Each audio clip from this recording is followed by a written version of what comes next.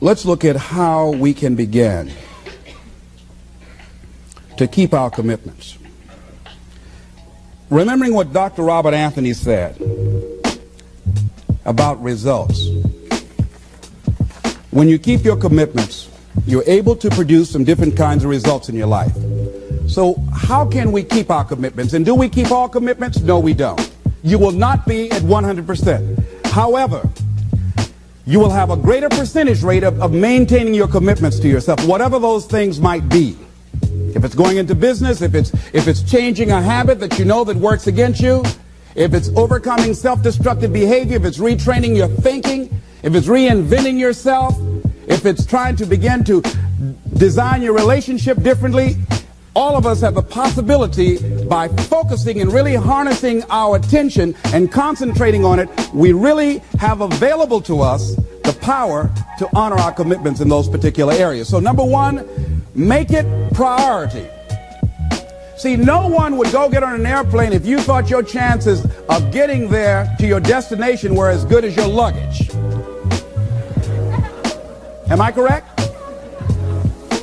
See, and I say the reason that you will reach your destination more times than your luggage will is because the airline, and I'm glad that they do, has made it a priority to move the human beings from one point to the other safely.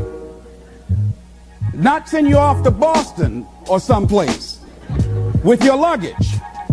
So I'm not really upset when my luggage doesn't show up. I'm glad they delivered me,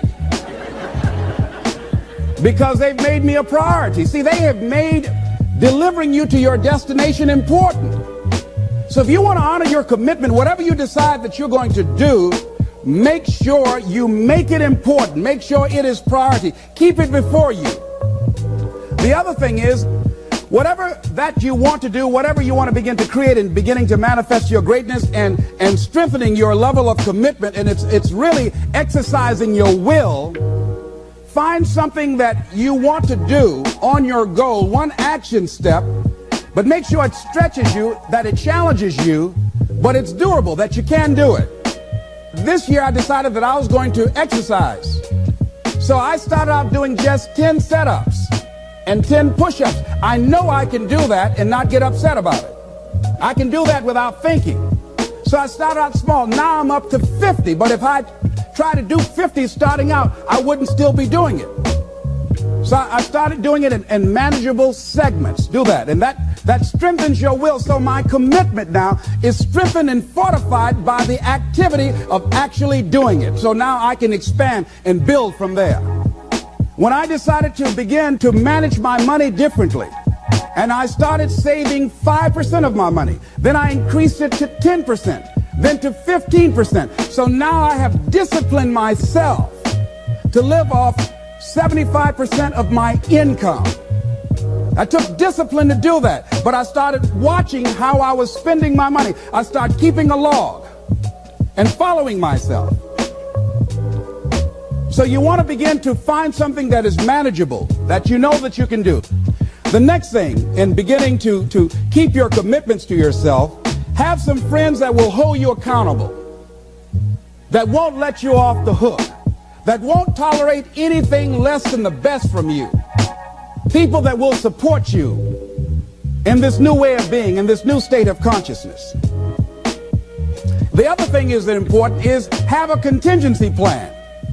See, many times when you make a commitment to do something, there are some other variables that will happen that you can't control or you perhaps did not think about. So you want to have some other plans going on. You want to become creative. See, most people don't keep their commitments because when something goes wrong, they just stop. They don't have a contingency plan.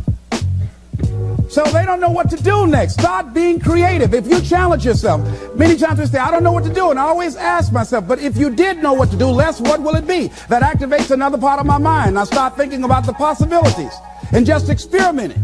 But many of us just stop dead in our tracks. I don't know what to do. You do know what to do. You've got genius in you. Challenge yourself. Push yourself. Make yourself come up with something. Use your imagination. And what you will find is that you know more than you realize that you know. That you're more creative and more resourceful than you realize that you are.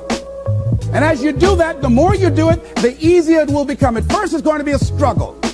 And after you get into a certain level of consciousness, you will ask yourself, how is it that I didn't see this before? At the level that I'm managing my business now, they say consciousness is what we are. I literally look at myself and say, how is it that I didn't do this before? Why is it that I couldn't see this before? And the reason that I didn't see it before, because I didn't challenge myself. I didn't put myself out here. See, the reason that most of us go through life never discovering our true greatness, literally walking, breathing corpses, the uncommitted life isn't worth living. Why? Because it doesn't produce anything. See, you only make things happen. Your life only counts. You only make a difference when you are committed. When you make a commitment with your life. That's the people that make a commitment with their lives. The people that make a commitment to their customers. The people that make a commitment to their families, to their relationships, are the people that make the greatest impact in life. What is commitment? Commitment is the salesman who says, look here, I'm going to make $1,000 today and I'm not going home. You can turn the lights out. The janitors could be here running the vacuum cleaner. I'm not leaving here till I do it. I used to be a door-to-door salesman. I had X number of TVs. I had a minimum amount that I knew I had to sell every day in order to provide for my mother, who was ill at the time, who had lost her job at the M&M cafeteria because of arthritis. And I said, I'm going to go door to door, and sometimes I would not come home until 1 o'clock at night, knocking on people's door, people closing. What do you want? Would you like to buy a nice working month's television set, no money down? No. What about an Emerson TV? No. Thank you very much. Do you know anybody else that would be interested? No. Thank you very kindly. Knock on another. Hello. Would you like to buy a nice working television set, no money down? No, get away from our door. Thank you very kindly. Do you know anybody else would be? Yeah, my cousin, he lives 2 doors down. Thank you very kindly. I tell him you sent me. When I heard your cousin told me that you wanted to buy a television set, told me to come here and talk to you, we got a special discount for you. Yes, come in, I'm interested. I would just keep right on. I would not go home until I did it. It's an interesting thing, ladies and gentlemen, that when we put ourselves in a situation where we say we're going to do it, it puts you in another zone where the universe responds to you. When you have that kind of consciousness, see, the universe responds to the man or woman that refuses to be denied, because that is your commitment. That business that you want, that book you want to write, that dream that you have of controlling your destiny, that is yours. That power to create that and to manifest that is yours. That's available to you. But you've got to be willing to stand there and face disappointment, not have support, be lonely, doubt yourself sometimes, be rejected again and again and again, become bankrupt if necessary, again and again and again, and refuse to turn around until life gives it up.